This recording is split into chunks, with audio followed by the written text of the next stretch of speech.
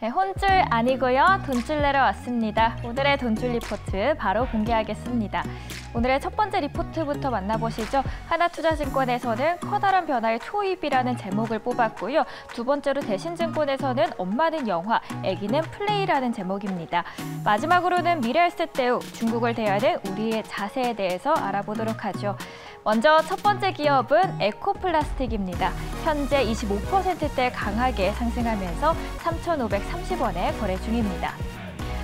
에코플라스틱은 이름이 힌트를 주는 것처럼 국내 최대 자동차용 플라스틱 부품 전문 업체인데요. 주요 고객사는 현대차, 기아 등이 있습니다. 그렇다면 오늘 왜 이렇게 주가가 급격하게 상승하는 걸까요? 리포트에서는 현대차의 전기차 전용 공장이 건설되는 이 조지아주 인근에 신공장 착공을 준비 중이라고 설명한 부분이 주가 상승을 이끌어주고 있다고 설명하고 있습니다. 현재 부지 선정 단계에 있는 것으로 추정이 되는데요. 현대차의 전기차 전용 공장 가동은 2025년 상반기로 계획했고 에코플라스틱 또한 그에 맞춰서 양산을 시작할 것으로 보이는 상황입니다. 다만 미국 정부가 인플레이션 감축법을 시행하면서 현대차의 신공장 가동이 2024년 하반기로 앞당겨질 수 있는 가능성도 제시됩니다. 투자 의견은 매수고요. 목표 주가는 다만 제시되지 않았습니다. 두 번째 회사 함께 보실까요? 콘텐트리 중앙입니다. 현재 3.53% 상승하면서 39,600원에 거래 중입니다. 대신증권에서는 콘텐트리 중앙에 대해서 키즈 실내 놀이터인 플레이타임 그룹 인수와 메가박스 공간의 활용, 시너지가 크게 나타날 수 있을 것으로 보고 있습니다. 그래서 엄마를 영화라고 표현하면서 메가박스를 이야기하고 있고요. 애기는 플레이라고 하면서 키즈 놀이터인 플레이타임 그룹 인수에 대해서 언급을 한 겁니다. 이 외에도 영화 티켓과 플레이타임의 입장권 결합, 멤버십 통합 등의 시너지도 가능할 것으로 보고 있습니다. 최근 리오프닝에 따라서 메가박스의 실적이 빠르게 개선되고 있고 플레이타임과의 시너지도 나타나면 역대 가장 높았던 이익을 상회할 것으로 예상합니다. 최근 1년 동안 이 종목에 대해 대신증권이 제시한 목표가를 쭉 살펴봤는데요. 2021년 10월에는 67,000원을 제시한 후에 2021년 11월에는 최고 목표가였던 81,000원을 제시했었습니다. 이번 리포트에서는 최고 목표가보다는 다소 낮지만 이 처음 목표가보다는 상승한 가격이죠. 71,000원을 제시하고 있습니다. 마지막 기업도 함께 보도록 하겠습니다. 이번에는 신세계입니다. 현재 소폭 상승하면서 22만 1,000원에 거래 중입니다. 네, 코로나19로 씨름하는 면세업계에는 가뭄의 단비가 내렸습니다. 코로나 이후 보복 소비 현상으로 역대급 호황을 누리는 중입니다. 피크아웃 우려에도 불구하고 3분기 현재까지 고성장이 지속되고 있는데요. 면세는 공항점 트래픽 개선을 비롯해 점진적으로 회복 중이고요. 실내점 마진 상승 가능성까지 감안하면 이 추가적인 개선 여력은 충분하다고 봅니다. 특히 신세계는 소비도나 우려에도 불구하고 패션 성장이 여전히 견고한데요. 고소득층 고객 비중이 상대적으로 높기 때문에 마진이 많이 나오고 있습니다. 또 물 들어올 때 노를 확실히 져야겠죠. 면세 한도 상향을 기념하면서 인천공항점과 본점 이벤트를 이달 30일까지 진행하고 있고요. 면세에서 가장 인기 있는 위스키를 한정 수량으로 무려 30% 할인 판매까지 하고 있습니다. 증권가에서는 목표 주가를 현재 32만 원까지 바라보고 있습니다. 오늘도 이렇게 세 가지 리포트 알아보셨고요. 나머지 두 개는 소장님께서 돈줄 내주세요.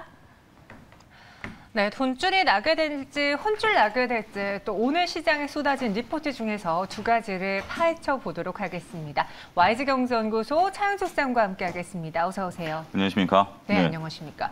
사실 좀 주말에 푹 쉬었고 월요일에 활기차게 시장 이야기를 해보고 싶은데 지금 바깥에는 비 때문에 흰남노 때문에 걱정이 많고 또 오늘 증시도 좀 다소 크게 밀리는 것 같아서 투자자분들도 기운이 안 나실 것 같아요. 예, 그렇습니다. 오늘 일단 미국 시장이 휴장이에요. 네. 미국 노동절로 휴장이기 때문에 보통 미국이 휴장할 때는 우리가 조금 나름대로 바로미터가 없기 때문에 선방하는 경우가 좀 있었어요. 그래서 조금 아침에만 해도 기대를 했었는데 환율이 문제입니다.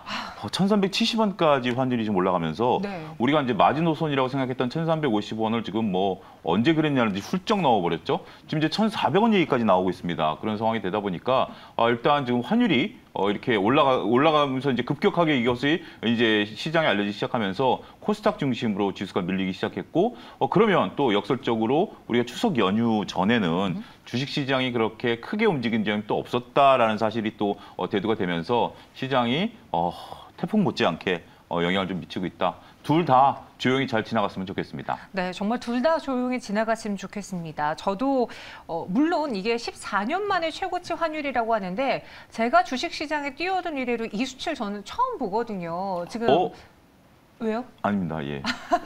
왜 이러시죠? 여기는 그렇지만 그전에는 보셨잖아요. 학교 다닐 때. 네, 태어나고선 본 적이 예. 있지만 제가 주식시장에 본격적으로 뛰어든 이래로는 처음인데 이런 고환율 시대에 어떻게 대응해야 될지 잘 모르시는 분들 저희와 함께 그 해결책을 한번 찾아보시기 바라겠고요. 오늘은 그렇다고 쉬어갈 수는 없잖아요. 그래서 두 가지 리포트를 엄선해 봤습니다. 첫 번째 IBK투자증권의 코어롱인더 리포트부터 파헤쳐 보도록 하죠. 이게 보니까 내년까지 비중 확대 전략이 유효하다라는 딱 타이틀이 있고 그에 대한 근거를 적어냈어요. 그렇죠. 과연 그 근거가 맞는 근거인지 하나씩. 먼저 핵심 산업재 부분부터 살펴볼게요. 여기서는 증액이 이어질 것 같다라는 긍정적인 포인트를 적어냈던데요. 어떤 내용이죠? 그러니까 여러분들 잠깐 설명을 드리면 이제 실적 시즌이 끝나고 나니까 이제 실적과 관련된 리포트는 일단락됐어요. 그래서 지금 나오는 리포트들은 기업의 현황에 대한 리포트들이 주를 이룹니다. 물론 이제 실적을 언급하는 것들도 있습니다만, 그래서 저는 이제 당분간은 물론 이제 실적이 나오면 또 얘기를 하겠습니다만, 기업 현황들을 우리가 좀 냉정히 봐야 되는 업체들 중심으로 일단 선정을 한다. 먼저 말씀드리겠고요. 자, 내년까지 증액이 추가된다라는 부분들을 보게 된다라면 몇 가지 사업 부분에 있어서 이게 더군다나 해외에서 매출이 좀 증가할 것이다 이렇게 좀 보고 있는 겁니다. 지금 이제 타이어 제품에 들어가는 타이어 코드 제품이 베트남에서 증설이 이제 올 하반기에 끝나거든요. 그러면 이제 어떻게 되죠? 큐의 증가가 이루어지죠. 그렇게 되고 여기서 중요한 것은 환율이 또 이렇게 되면 이런 기업은 나쁘지 않은 거죠. 굉장히 좋고 그다음에 에어백에 들어가는 쿠션 원단 같은 경우 인도 같은 경우 에어백 의무가 2개에서 6개로 늘어난답니다. 그러니까 이제 우리가 운전석 조수석에 있다 보면 지금 이제 옆으로 이제 두르는 식으로 에어백이 물론 이제 크기는 작겠죠. 커튼식으로. 그렇죠. 크기는 작아도 어쨌든 수량이 늘어난다는 면에 있어서는 긍정적이다라고 좀 말씀드릴 수가 있겠죠. 더군다나 이제 자율주행 시대가 되면 우리가 이제 안전을 신경 쓰다 보니까 아무래도 뭐 에어백이 좀 있어야 되는 그런 형국이 되겠죠. 그리고 전체적으로 봤을 때 미국이나 유럽 쪽보다는 이런 개도국 쪽에서 앞으로 많은 것들이 일어날 것으로 보고 유럽 쪽에서도 우리가 전반적인 생산이 늘어날 것으로 보여지기 때문에 글로벌 시장에 있어서 코어롱인더가 차지하고 있는 그 위상은 더욱더 거세질 것이다라고 좀 말씀을 드릴 수가 있겠죠. 여기서 또 이제 주목하고 있는 것은 이러한 물질들의 특성이 나름대로 진입장벽이 있다라는 겁니다. 뭐 예를 들어서 에어백에 들어가는 소재 그거 어려울까요? 뭐 그렇게 크게 어렵지는 않을 수도 있다라는 생각이 문득 들죠. 뭐 이게 무슨 뭐 첨단 그러니까 소재죠. 이걸 이제 에어백을 터뜨리는 기술이 아니고 에어백을 감싸는 건데 이게 무슨 누구나 못 만드는 그런 건 아니겠죠. 하지만 검증된 게 필요하잖아요. 이건 안전이니까 생명과 직결된 거기 때문에 만약에 여기서 이게 위험한 거죠. 제가 그 의료 기기 업체도 얘기할 때 누구나 만들어낼 수 있을 정도로 그렇게 고부가 가치는 아니에요. 하지만 일단 안전에 있어서 이것들이 인정을 받았다라고 한다면 높은 영업이익률을 구가하고 산업의 진입장벽을 유지하기 때문에 그 효과는 더욱더 커지게 된다. 이 점을 우리가 이 리포트에서도 확인할 수 있다. 이렇게 좀 말씀드릴 수가 있겠습니다. 네, 그러니까 우리가 알게 모르게 일상에서 많이 쓰는 것들을 이거 뭐 안 되는데 그렇게 어려울까라고 생각하는 것들 중에 그 소재를 개발하거나 안정성을 갖춘 것들이 힘들다는 거죠. 많지 않다는 거죠.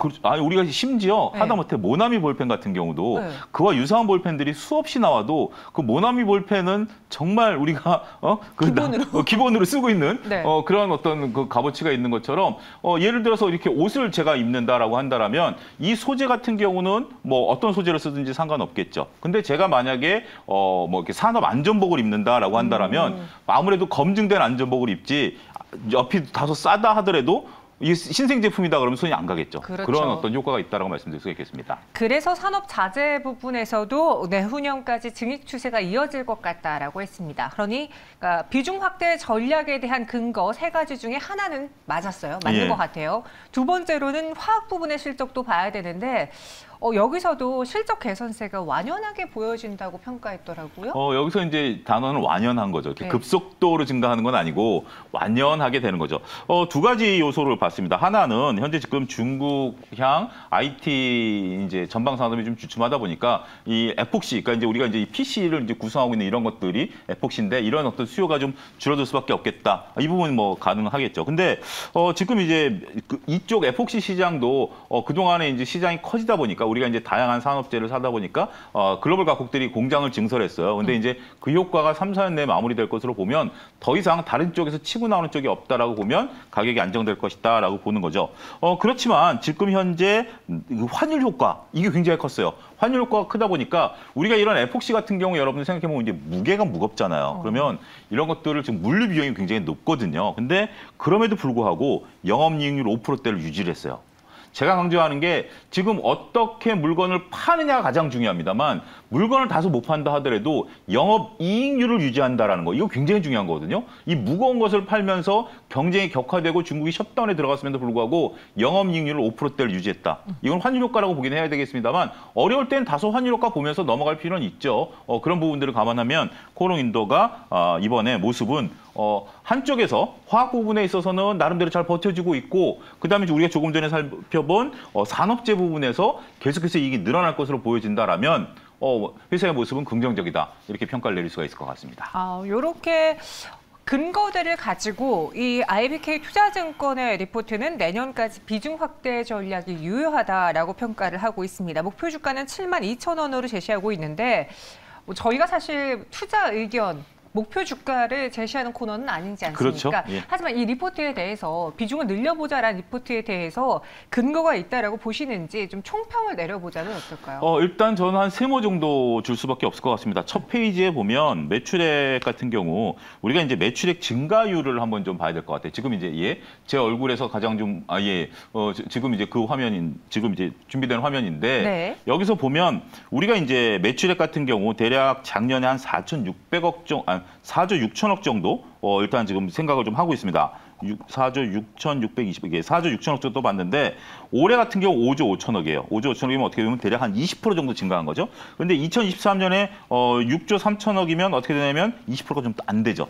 더군다나 2024년에 7조면 숫자는 증가하지만 이 율 자체가 좀 줄어든다라는 거죠. 그러니까 어떻게 보면 성장세가 좀 가파르진 않아요. 하지만 영업이익률 같은 경우 중간에 보면 5.6%에서 6%대까지 늘어날 것으로 보여집니다. 그렇게 본다라면 성장세가 살아있어요.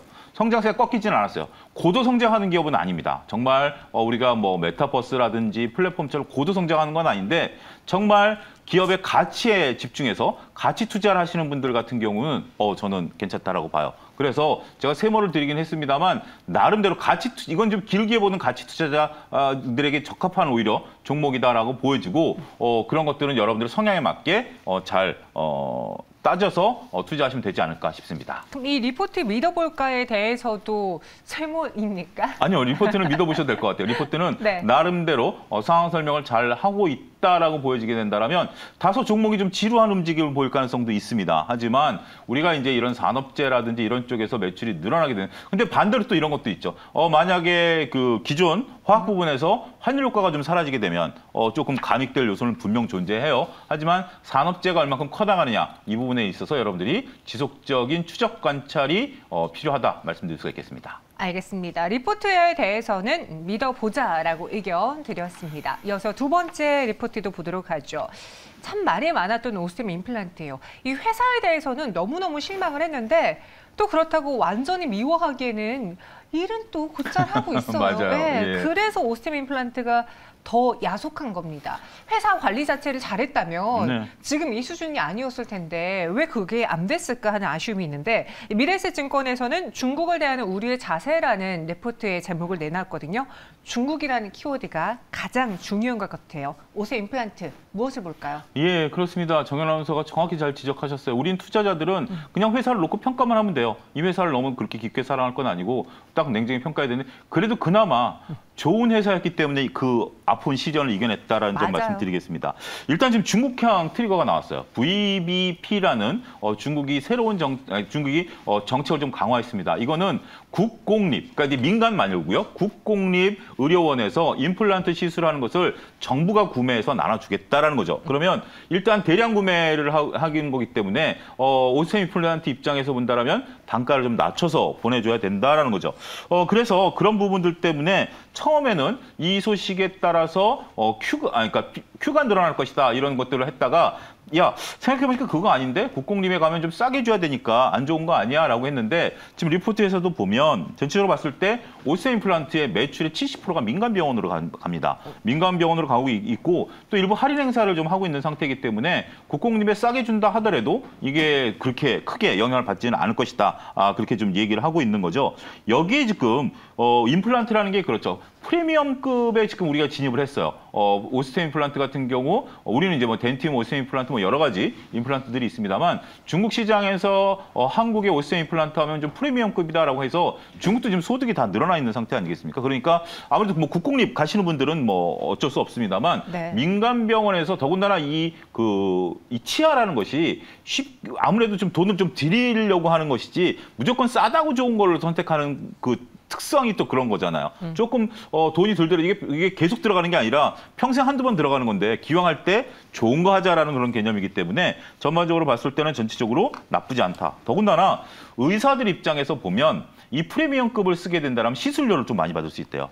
그렇게 되면 아무래도 우리도 그렇잖아요. 좀 싼 거 하는 것보다 좀 비싼 거 했을 때 마진이 많이 남는 것처럼 큰 타격은 좀 없을 것이다. 이렇게 지금 리포트는 읽어내고 있습니다. 네, 그래서 이 중국의 임플란트 VBP 제도 도입 때문에 수요는 늘어날 수 있지만 가격이 대량 구매로도 정부 주도화에 가는 거다 보니 가격단에서 좀 내려가지 않을까.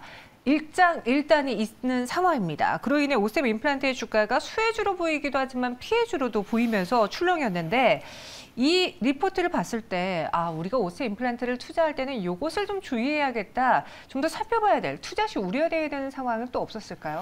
아무래도 이게 VBP 정책이 무조건 우리가 신경 안 쓸 건 아니죠. 한 30%는 이쪽으로 들어가는 거고 이렇게 하겠다라는 것은 일방적으로 가격을 좀 낮추는 효과들을 나타내면서 중국 로컬 업체들을 키워가겠다라는 것들입니다. 우리도 과거에 이제 그런 정책들을 외국산을 좀 차별화하는 좀 그런 부분들을 주면서 아무래도 자국산 걸 좀 키워줘야 되니까 그런 부분들이 되는 거죠. 그래서 근데 지금 당장은 오스템 임플란트를 대체할 만한 중국 업체들이 뚜렷하게 보이지는 않습니다. 물론 중국에도 우리가 모르는 수많은 임플란트 업체들이 있겠습니다만 오스템 임플란트를 대체할 만큼은 없어요. 근데 이게 언제까지 지속된다라고 보장은 없습니다. 앞으로 시간이 지나면 로컬 업체들을 키워나가겠죠. 지금 미국도 그렇고 중국도 그렇고 각국 정부들이 자국 산업을 키워나가기 위해서 막대한 노력을 하고 있습니다. 이것도 어떻게 보면 계획된 거인지 모르겠습니다만 큰 기조로 봤을 때는 하나의 일환으로 봐야 되겠죠. 그래서 지금 당장은 어떻게 보면 큐의 증가를 통해서 오스템 임플란트가 수혜를 볼 수 있긴 하겠습니다만 장기적으로 보면 마치 화장품처럼 될 수가 있어요. 초기의 화장품 같은 경우 중국의 선점 효과를 노렸습니다만 그 사이 중국 로컬 업체들이 치고 나와가지고 우리 화장품을 외면하는 것처럼 오스템 임플란트도 그날이 안 온다라고 보장하기는 어렵습니다. 하지만 오스템 임플란트는 지금 미국 쪽에 또 진출하고 있으니까 나름대로 중국 쪽의 비중이 줄어들면 미국 비중이 늘어나겠죠. 그래서 어쨌든 투자하시는 분들은 그런 것들을 꼼꼼히 잘 체크해야 되지 않을까 싶습니다. 네.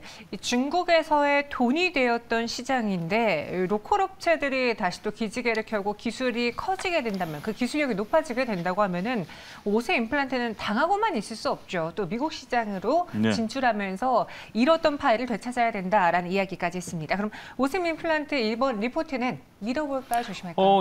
뭐 정연아서 말씀하신 것처럼 저희가 뭐 매수 추천하는 건 아니고요. 일단 리포트는 현황을 잘 파악하고 있다, 믿어보자 이렇게 말씀드릴 수가 있겠습니다. 알겠습니다. 오스템 임플란트 이 리포트 믿어봐도 좋다라는 의견으로 정리해 보겠습니다. 이렇게 찬수쌈과 함께 오늘도 두 가지 리포트에 대해서 공부를 해봤고요. 여기서 인사드릴게요. 고맙습니다. 감사합니다.